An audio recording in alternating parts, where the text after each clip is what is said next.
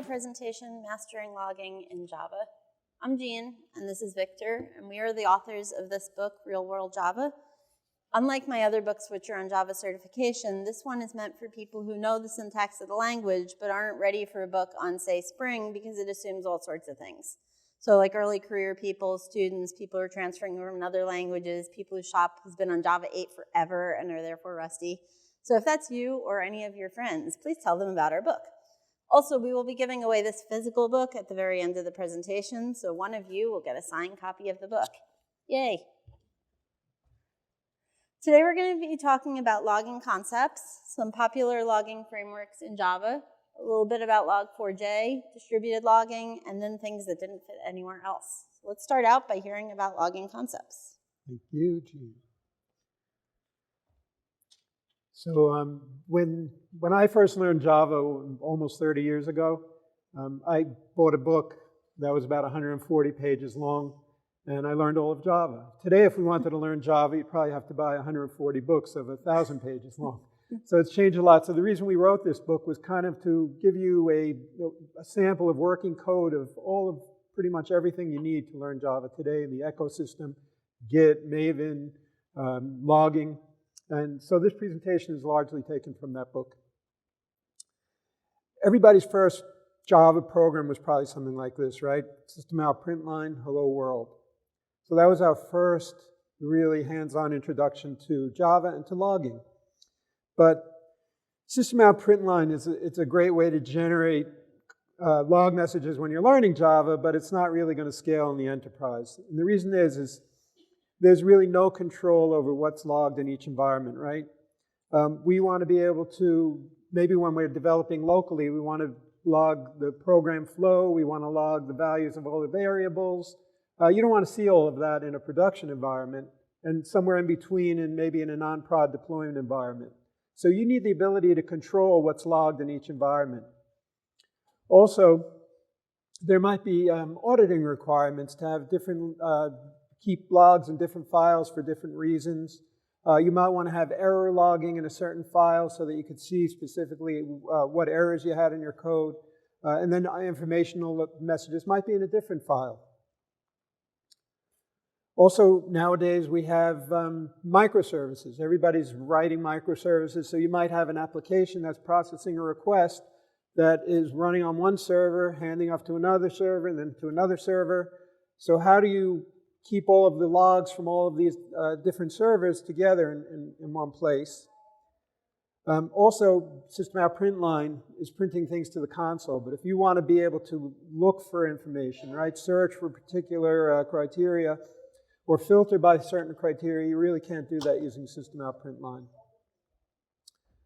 Also, there's no way to aggregate metrics from logs, right? There's a valuable information in these logs. How many users came, what requests were being called most often. So there's so much information that we can glean from all of these logs. We need a way to pull that information.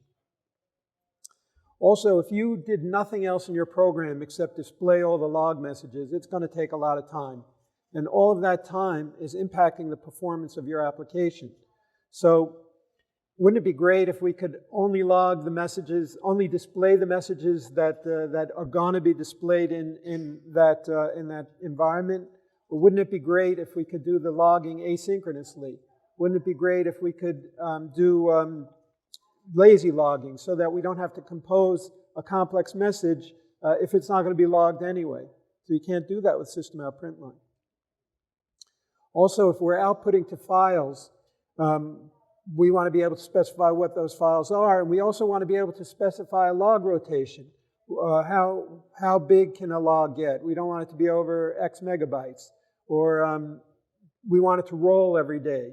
So these are things that can be controlled through logging frameworks. And logging frameworks really solve all of this with Flare, and we're going to go through all of this in this presentation. There are many different logging frameworks. We're going to cover log4j, we'll cover SLF4j and logback, but all of these frameworks kind of have the same underlying basic concepts, so we're going to cover those. But generally, they all share these concepts. So logging frameworks start with a logger. A logger is going to generally be something that's used to write this log message. And depending on the method that you call on that logger, it will decide what to display in which environment. Loggers will have names. The name of the logger is going to be usually going to be displayed in the log message, so you can see where that log message was generated. It's going to have a logging level, so different environments, and we'll see more on this in the next slides, but different environments will be set up to have logging at a different level. And so if you log a message at a lower level, it won't display in that environment. And loggers will have an implementation that says display this message if this criteria is true. Now, what about if you don't have anything set? So we'll see how that logging levels are inherited from package to package. We'll see more of that in detail. So what is a logger? Normally, you're going to use a logger factory to get an instance of a logger, and then that logger is used to actually display your messages. We pass in a class name, usually either a class instance or a class name. It's better to have a class instance because then if you do any refactoring, rename the class, your IDE will automatically update those. It's private. It can be private because every class has its own logger, so there's really no need to access it from a different class. It could be final, pretty much for the same reason, and it's static. These things are thread safe, so you don't have to worry about sharing these things. If you ask for the same logger name in different classes, the logging frameworks will return the same logging instance. Okay, so generally you're going to name your logger based on the package name and the class name. But that's not a requirement, but it's usually what we do. So you just pass in the name of the class, as I said, in the class. Then when you're calling the log, you want to actually display a log message. You will use various methods on that call, so on that logger. So in this case, we're saying logger.debug. That means that this message will only display if we have that environment set to the debug level. And that's usually only used in either in local development or in very low environments, right, in the lower non-prod environments. Info is usually used in a production environment. And that's where you would display important information. Warn is usually used, and this is just a convention, but you would use warn to print non-critical messages, right? Something that you want to be aware of, but it's not necessarily going to bring your application down. And then there's error message, the error level, which by convention we usually call critical messages, right? Something that's going to break your application. So the logging levels that we can define in any environment are, and these vary based on the loggers that you're using. Trace is like a very detailed level. It's lower than debug. It's going to pretty much display everything. Debug is for diagnosing issues in development, so it's usually used in a lower environment or in local development. Then info is usually used for general operation information, right? You want to see what's being called. You want to see who's calling things. But you don't want super detailed information in those logs. So you use info level. Warn, this could be used in a production environment where you really only want to see warnings. You know everything is working. You're not interested in anything else. You just want to know about errors. And also you can log by these. You can filter by these things. So even if I have the logging level set to info, the warn will display in the message. So I could filter by the warn.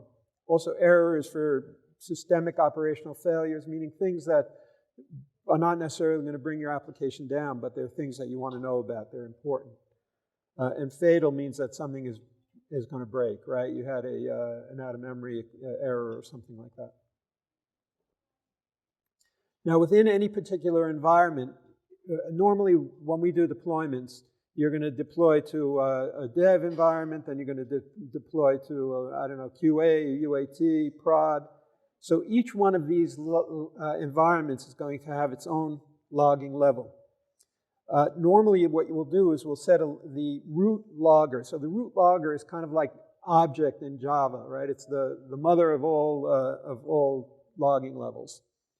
So if we have a framework, let's say we're using Spring. Spring is displaying millions of debug messages.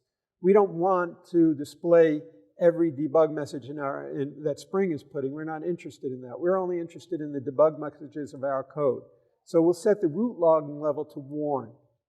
But then we want to override that for our own code. So in this case, our book is COM Wiley Real World Java package. That's what we use for all of our code examples. So we're going to set that to the info level. And anything under the Real World Java package will also have the info level unless you override it. So in this case, we're overriding it with the .util package name. So in that case, well, let's say we're debugging classes in the util package. So we're putting that at the debug level. And so what's going to happen now is that if we set the root logging level to warn, and let's say we set the logging level in our environment to debug. So anything that's at the debug level will now display. Okay, I'm going to hand off back to Jeanne, who's going to talk about the different logging frameworks. Thank you. There's 4 main logging frameworks in Java that are used. Well, sort of. The first one is Java Util Logging. That's the sort of one. It is a logging framework. It does logging. And its big feature is that you don't need to pull in any extra jar files. It automatically comes with Java. This is great if you don't want a dependency. It's not so great if you want anything complicated done. We're going to look at Java Util Logging to get a baseline of what you can do. This was added back in Java 4. It was nice when it came out because we didn't have to pull in a logging framework. And if you have very simple logging needs, it does meet your needs. So we start out with our logger. We've got logger.getLogger and the class, as Victor alluded to. It's common to use the class name as your logger name so that when you see the log message, you know where it came from without having to do anything special. And we're able to log at different levels. Well, Java Util Logging uses severe warning and info as the names instead of error, but it's the same idea. And you can see it's pretty simple, super easy to use. The only thing I have to import is in Java Util Logging, hence the name. Great. Doesn't get simpler than that. I can also do lazy logging. All of the frameworks support lazy logging. If you're just logging a string, like this is an expensive message, you don't need lazy logging. The compiler knows how to optimize that. But sometimes when we're logging, we're doing something that involves some math or analytics, or it's going to be complicated in some way, and we don't want the parameter to have to be built unless we're actually using it. So in all modern logging frameworks, including Java Util Logging, you pass in a lambda, and the expensive message only gets generated upon demand. And as you can see, I have an expensive message. Not really, but it says it is, so we're going to believe the message. If you've been coding a long time, or have code that has been around a long time, you'll see a different technique, which is an if statement operating as a guard around the logging. The frameworks all support this as well. You're saying if the logger is set to log whatever level you care about, you do the logging. If not, you don't. That was the pre-Lambda approach. And while you wouldn't write this code now, you're going to see it in a lot of code if you have any older code to speak of. So it's good to understand why this is here and what they were trying to accomplish. Back to current day. You can configure Java Util Logging in a nice simple property file. You start out with the root logger. In this case, it's info. So unless I've specified otherwise, I want to log messages at the info level or higher. Then I'm configuring a logger. In this case, I'm naming it COM Wiley Real World Java Logging, which is the name of my package that I'm logging to. And I'm saying in that package, I want to log severe. And if I'm going even further down to the child, I only want to log warning. This is a completely contrived scenario, of course, but it shows that you can configure the logger at whatever level you want. And then I choose my handler. Where do I want this to be logged? I'm going with the console because I want to create this super simple toy example. I don't need to save my logs, I just want to see them. But most of the time we don't do that, of course. Most of the time we use a file logger. So you can see here my handler is a file handler, and I have to specify some more information. It's not enough to say write to a file. Right? If you say that, Java's like, but I have so many questions. Where am I logging this to? Where do you want the file? How big do you want it? Do you want me to save it forever? Shall I use all of your disk space? That one sounds fun. Right? So I'm able to tell it where I want the file, my pattern. It's going to give it different names as it cycles logs. And in this case, I'm telling it how big I want the file to be. After that, cycle through. I'm also telling it what I want the format of the log message to be. That doesn't matter so much. You should follow whatever your company convention is, and if you don't have one, make one up. But you want it to be the same across your entire application, and ideally across your entire suite of applications, so that you can pull the log in some places that Victor is going to talk about later and consume them more easily. But most of us don't use Java util logging. So before I move on, raise your hand if you do use Java util logging at work. Nobody? When we gave this at the Garden State Jug, someone raised their hand, and I was like, really? Someone uses it? So we've now given this presentation publicly 3 times and found 1 person who uses it. That should give you a feel for you're probably not using that in production. Log4j, however, is used a lot. So let's repeat that. Raise your hand if you're using Log4j. It's about half the audience. For anyone watching on video, there's a super bright light, so I need a visor to see how many people's hands are up. Log4j is one of the oldest logging frameworks, and that's why a lot of us are using it. They keep updating it, so it's not like an obsolete thing. Sometimes stuff is old and it's like, oh, that's old and crufty. This is old, it's just, it's been around for a while and it's evolved with the times. And since you don't want to have a different logging framework on every project you use, if your company has been around for a while, they're probably using Log4j and being like, okay, let's continue that, it's fine. It is much more powerful than Java util logging. You can do a lot of things, more than you'll ever need to do. It comes in 2 pieces. You've got the API, and you've got the core, which is the implementation.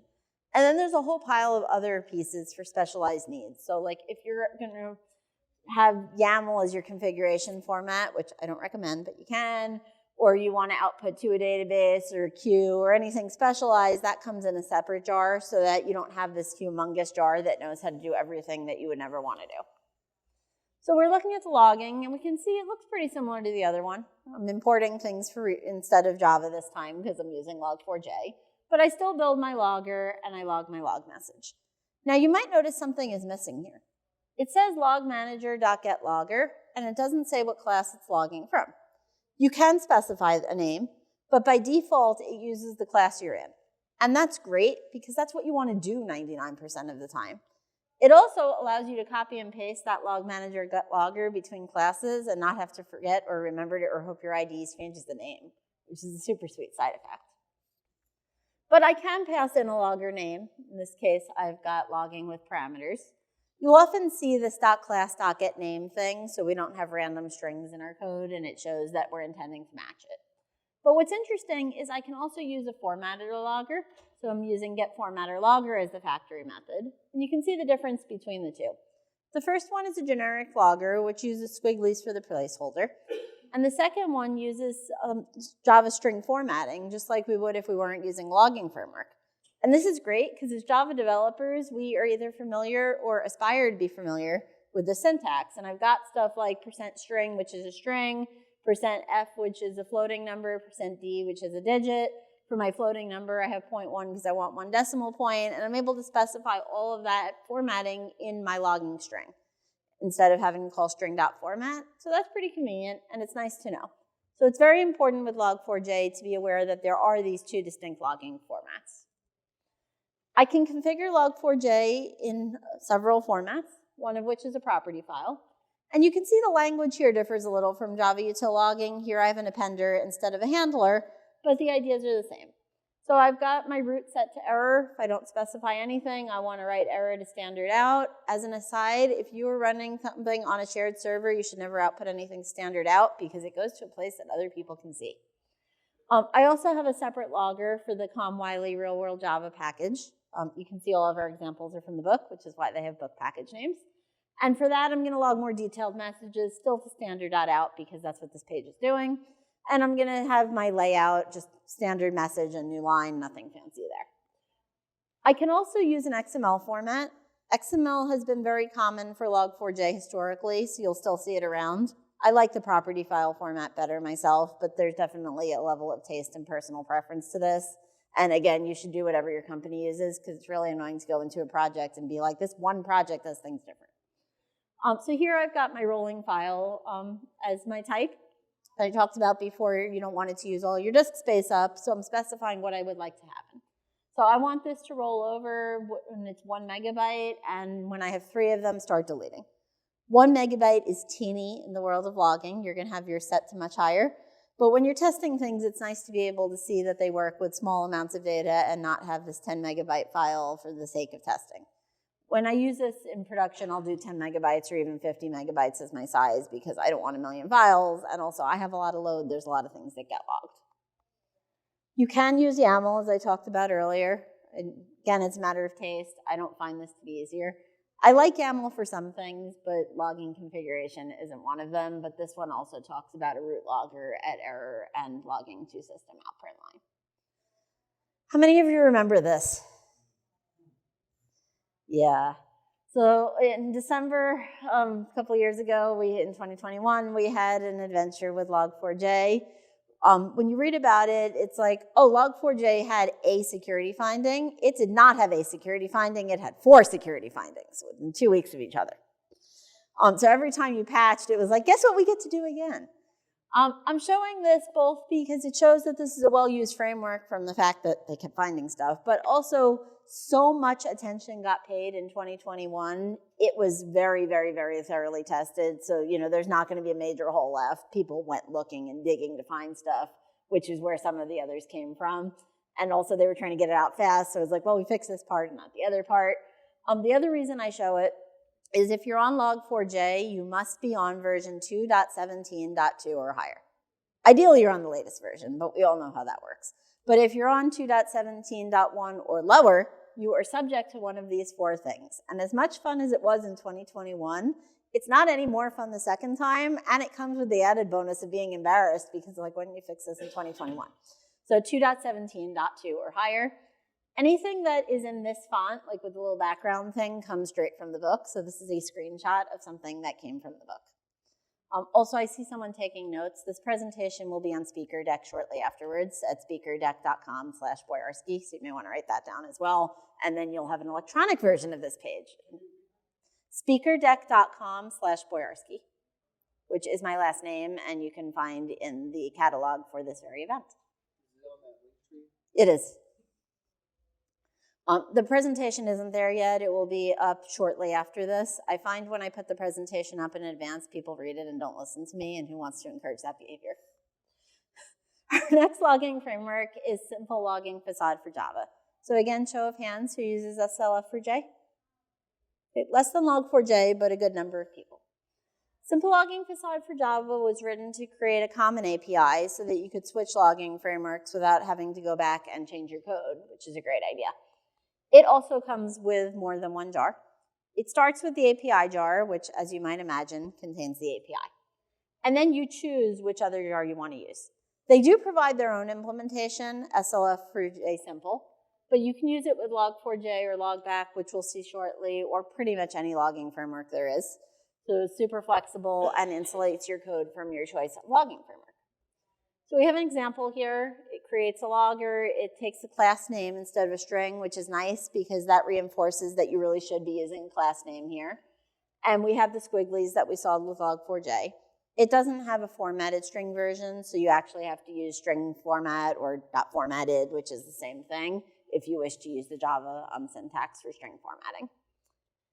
Our final logging framework is Logback. Raise your hand if you use Logback. Like 4 or 6 people. Logback was founded by the same guy that created SLF4j, and it has the same exact API. So literally the same API. You don't even need the facade. There is no Logback API. It is the SLF4j API. And there's a core jar which contains the basics and classic, which contains everything you could possibly need. So this is exactly the same example as the one you saw before because the API is the same. You can configure it in a variety of ways. One of them is XML. This is our example of a rolling file. Looks very similar to the Log4j one. In this case, I picked a more realistic size of 2 gigabytes as the example to show that this can be any number that you want it to be. And we've got our message format, max file size, total file size, all of that. So something that's interesting with SLF4j is that you can have a conflict because it looks at runtime to see what you're using as your provider. So in this case, it's like, oh, I see that I found this provider that I'm using SLF4j, and then I also found I'm using Logback. And this is a problem because which one shall I use? I looked for the one on the class path, and there's 2. So we all know what Java does when it doesn't know what to do. It throws an exception and tells the user. So we've got our error. So what you can do there is you can look in Maven or Gradle at your dependency tree and see, well, where did these come from? I can see that I got SLF for J from reload for J, and that was a transitive dependency from some other stuff. And also I got my other one from Hadoop. I was not really expecting the one from Hadoop. I was planning on using the Hadoop library and not changing how my logging works.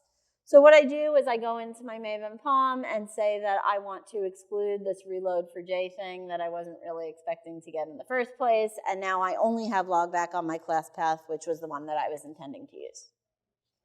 So comparing logging frameworks, we've got a little bit of difference in vocabulary. This isn't anything that should throw you, but it's good to be aware if you're switching between jobs or teams or whatever that the logging levels are slightly different in name, although the same in spirit. You can see SLF for J and logback have the same one because, again, it's the same API. Java util logging was a little more creative in the naming department. But, you know, you can look at this and be like, severe, okay, I know what that is. That's, you know, that's pretty bad.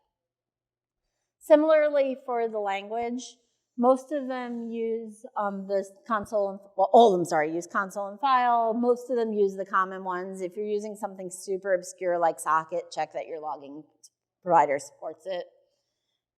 You can log to a variety of formats. Obviously, they all include text. And then again, check your logging provider for what you want. Log4j supports everything known to man. You don't even need to check. It's just there because, you know, old.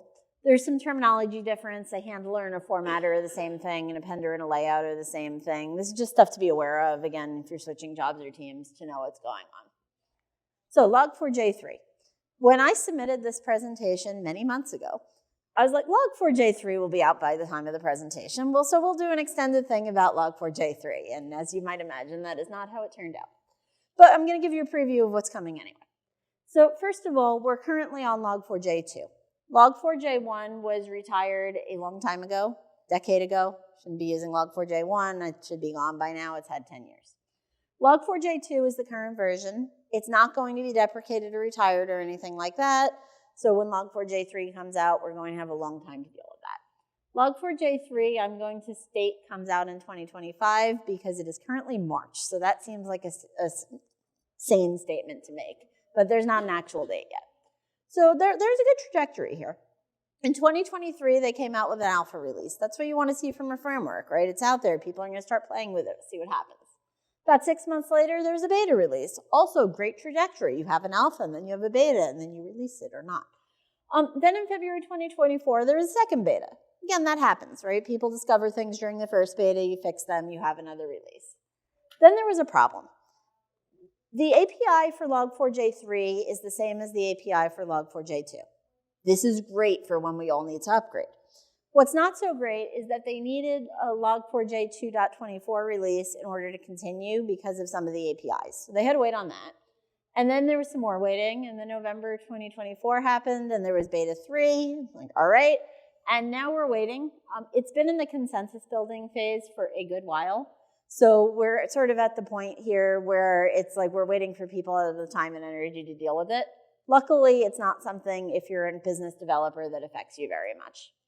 So there are updates on this thread if you're super, super, super curious about it. And I don't know if I am anymore now that I've seen what's in it.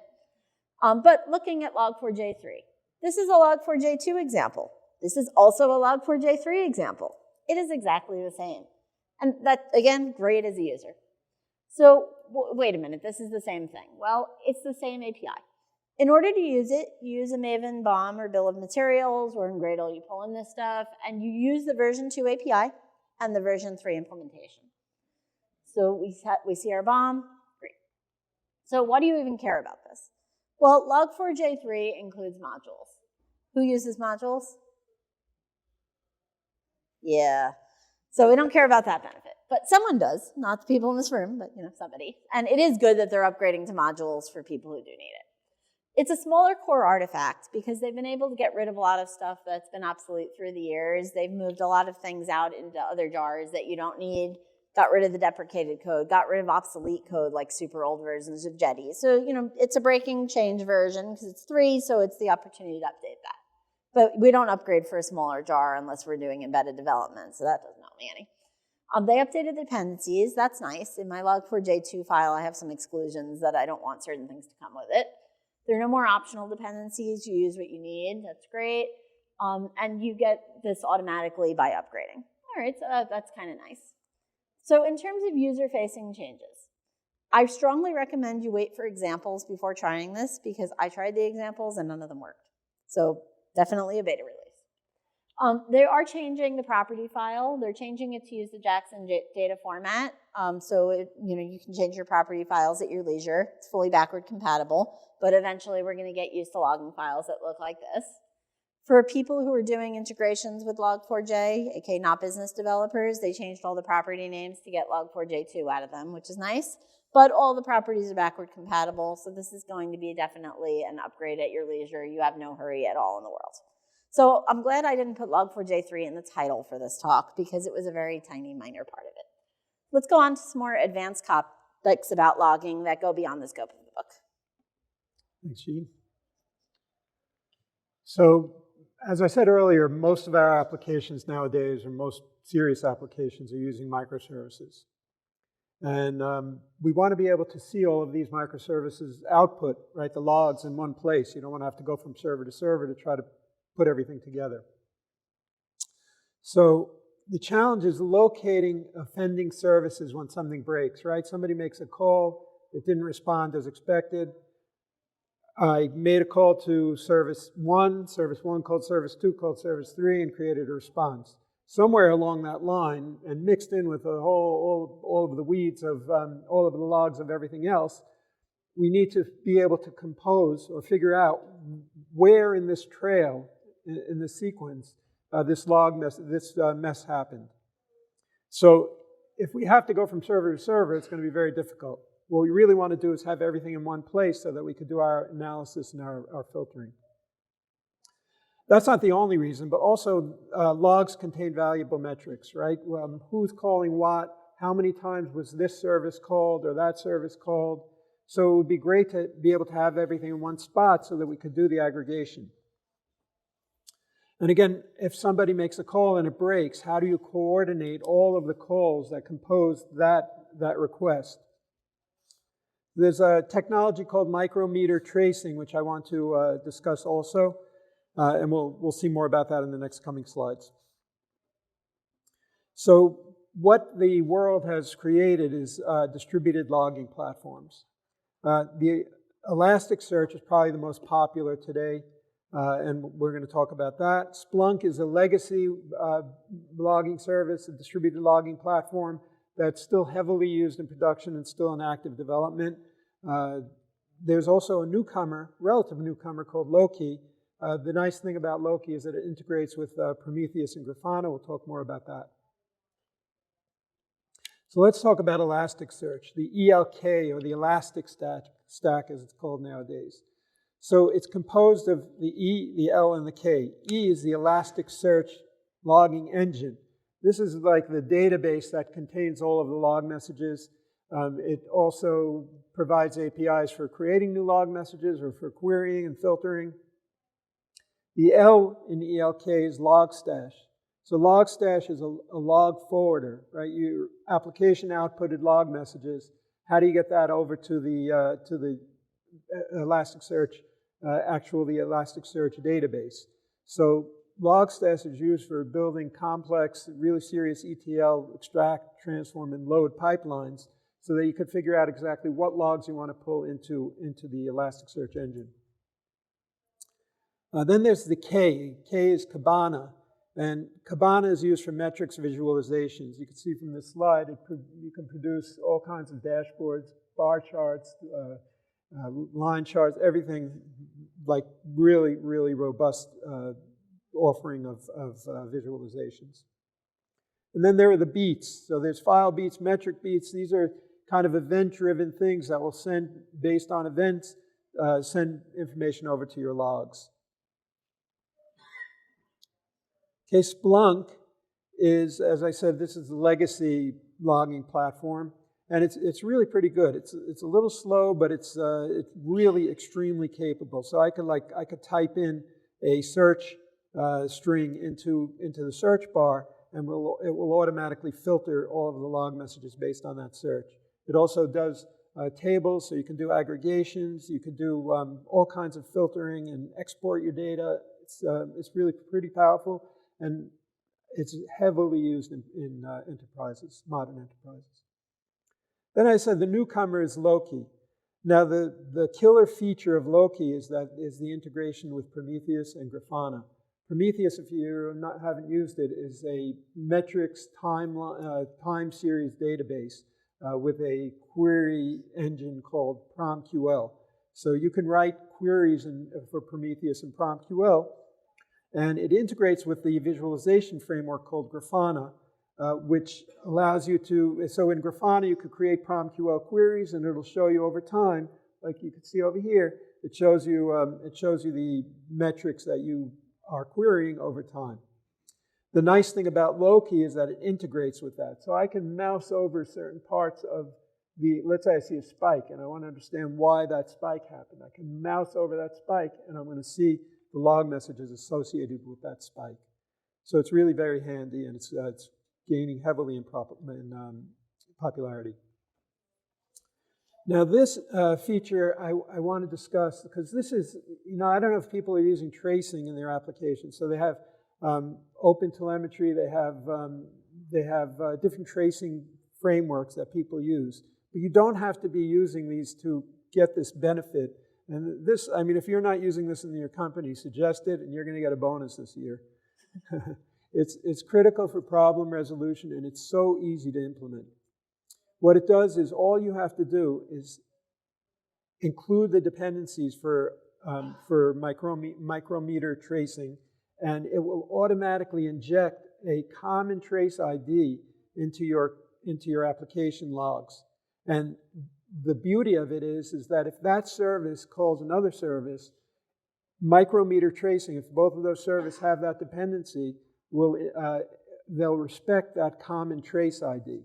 So now all of a sudden, basically for free, every incoming message will have that trace ID embedded in it, and it will log it into the logs. And every outgoing message, there's an interceptor that will automatically put it into the outgoing message, so that when it calls another service, that service receiving that will have will respect that common trace ID. And it automatically logs the trace ID in every log message.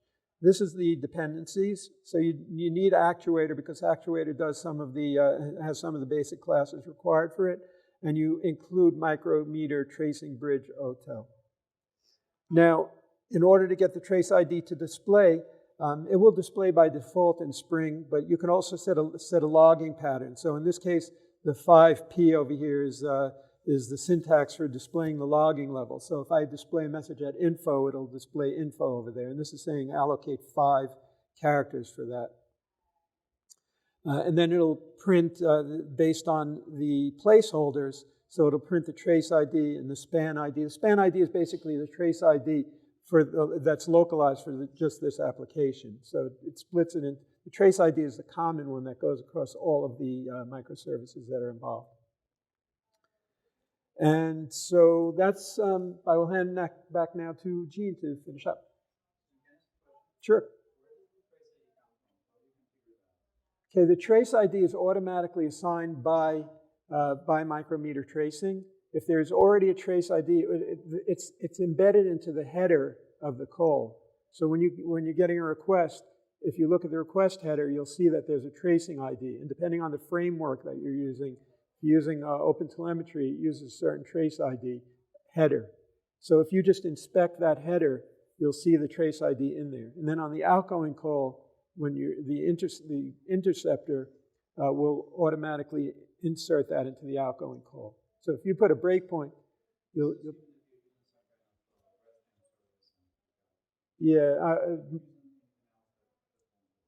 if you use what?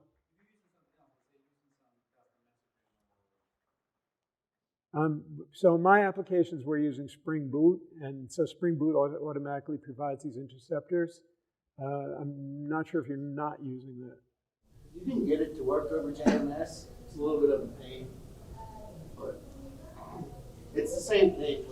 anything that you can put a header on, like JMS or any stream, like you can do this.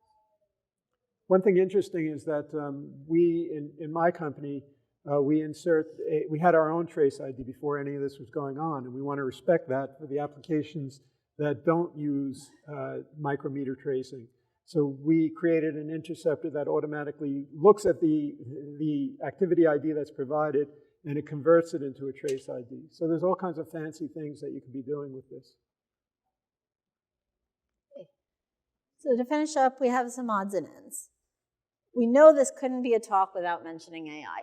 So we're going to talk briefly about AI.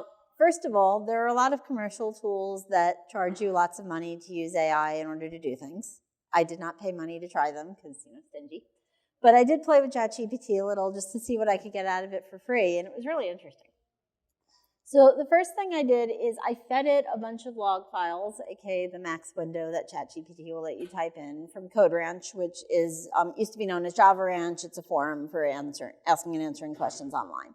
And I have access to logs. So I fed them into the logs, and I asked it to give me a summary of the logs. So it identified the date the log files were from. It identified they were from CodeRanch, which wasn't particularly useful since I knew both of those things, but it was good it was able to get it out of the logs. And then it gave me some observations about the logs. And we've been dealing with some performance problems. We moved to a new server 3 days ago. Woohoo! So most of those problems are gone now. But at the time I captured the logs, there were legit problems, and I wanted to see what it would be able to pick up on from them. So the first thing it noted is that we had a number of 503s, service unavailable. It tells me what that means. I agree there were 503s. That was kind of, why we were dealing with a performance problem. So it was good that it noted that. It noted that there was 200. It tells me that some requests were successful, which I feel like undersold things because over 95% of the requests were successful, which seems like a wee bit more than some. But sure, I'll let that slide. And it also gave me a summary of the topics that were in that snippet of the log because we use the URLs to have part of the topic name for SEO. So it was cool that I was able to pick up on that. And it also noted that we had some 301s for monitoring and tells me that you probably have some monitoring. Like, yeah, I do. So this is an accurate summary of what was going on in the logs with the exception of the some business. Okay, cool. Then it goes on to tell me about frequent visitors. It noted that our monitoring does a lot of monitoring. Like I would say that that's true.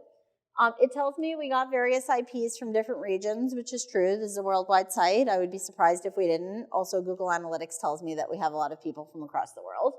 And it tells me that Chrome was the most common browser. That's also true from Google Analytics. Then it tells me about the common topics, which was on the previous page as well. It was able to discern what most of the topics were about from the snippet of the log I gave. Tells me people did searches, and again, it's on the monitoring. It felt that the monitoring was super, super, super important in my asking for a summary, but I didn't tell it what I wanted to know, so I could have been more specific. And then it tells me about potential issues. It tells me that there are too many 503s, which is absolutely true, and why I was looking at the logs in the first place. And it says that monitoring is functioning, but perhaps there are too many redirects, which is something I made a note to look at because that I did not know. So it was useful from, this was very little effort. It was just like, here's log file, tell me about it. And I was able to get some information that was pretty much spot on. So the commercial tools, because companies do spend money on things, they all offer monitoring, alerting, visualization, and they've started to offer AI anomaly detection. Well, I haven't played with it. That sounds super useful because it's being able to see your log files over time, and if it knows what's normal is, you probably won't get comments like you have a lot of monitoring because you always have a lot of monitoring, right? An anomaly would be like your monitoring stopped, that's bad, or you're suddenly getting a lot of 503s. So like knowing what the baseline is seems super useful. I listed out some of the more common paid products for this. This is a space that changes constantly, but it's really interesting commercially that they are using AI in order to help us manage our log files and get information before the customers show up. Because I would much rather my AI tool be like, you're suddenly getting an increase in 503s, because the alternative is my user being like, your site's down, what's wrong with you? So, useful information. There's also this thing called Java 9 platform logging, which is internal. You're highly unlikely to use it, but I want to mention that it exists. It's mentioned for system logging. This is things that are so low level that including Java util logging is a road too far. Because Java util logging isn't in the base module, so it's like if you can't have literally anything, you can use this. But that's not something for application logging, so it's important to know what this is and that it's different from application logging, but not that you should go off and be like, oh, I can use system.logger for everything, because that's not really the intent here. Do we have any more questions before the book giveaway? Yes? Similar to that earlier question, did you cross Excuse me. thread boundaries and have problems with keeping the tracing ID? Yes. Yeah, it's not good about keeping the tracing ID across threads. What we had to do is actually include the trace ID in the method calls, or include the header. So you don't want to actually you want to pass that trace ID into the thread itself, so the thread has access to it. Do you have any suggestions about what to do when you've got like a bunch of requests that come in, and then for instance, we've got like data streaming in, and then they get home written in Devnexus. Do you have any suggestions on what to do when like a bunch of traces all merged together into a common piece of execution? Proper synchronization, I guess. Are they going into the same Like you'll like chunk like say 500 requests writing in the database in one call, and then it like becomes difficult to. I have not been able to get like out to like understand that like all of these requests are now like executed together. Yeah, I'm not sure. If you have a common trace ID and proper synchronization and getting it into the log, you should be able to filter by that. So I'm not really clear on what the issue is. I'm going to give a useless answer. The answer to anything we don't know in the conference is ask ChatGPT and see if it knows, which does not answer your question at all, but at least made people Pray smile. that it doesn't hallucinate. Is log4j like by default like only the 2x synchronized? Do we need to do anything? Loggers are thread safe. Yeah, and you can tell because everyone always makes them static final and doesn't make them instance variables or thread specific. Yeah, it batches them up. So that's actually why when you log to a file, it doesn't slow stuff down. It doesn't wait around to do it. It's not a synchronous thing. It collects them and does it at its leisure. It can collect things from different threads. It will eventually log your stuff. But if you're tailing the log and hoping to get real-time things, that's not happening. But do we need to do anything? So you're saying like by No. because someone like teams say, oh, what we have is like synchronous and we need to do something. So what is not thread safe is date format. But the logging framework deals with that for you. But if you're not using a logging framework and trying to roll your own, you could have problems in that space, but all the major logging frameworks handle synchronization for you. Any other questions? Yes? Going back to trace ID for a second, you said that you defined the trace ID within the header. You actually don't have to do that. It will, if there's no incoming trace ID, the micrometer tracing will assign one. Yeah, you would, yeah. Okay. Any other questions? What are your thoughts about structured logging versus plain text readable logging?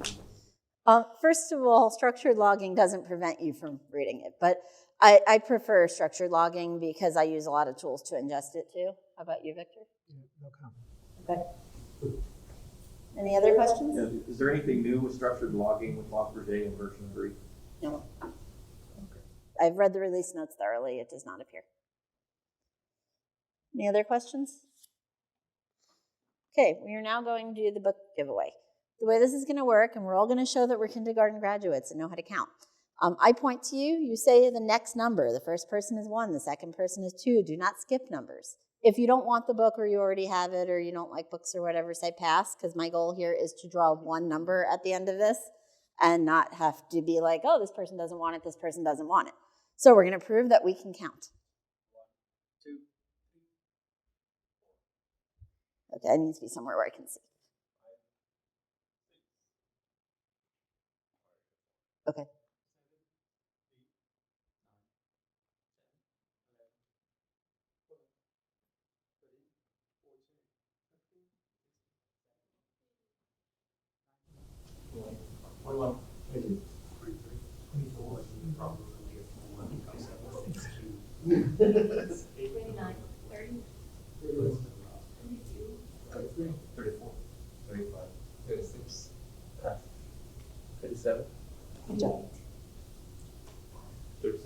Create.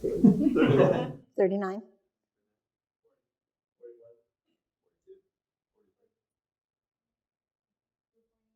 Yeah. Weren't you 43? 44.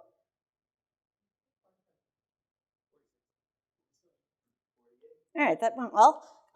Sometimes it goes better than others. So I'm now picking a random number between 1 and 48, and that person will come up for the book, and then we will all applaud for both them and us, and then you can all eat. It's a great system. It's very efficient. And our winner is, sorry, it typed in 1048. Our winner is number 7. Congratulations to number 7.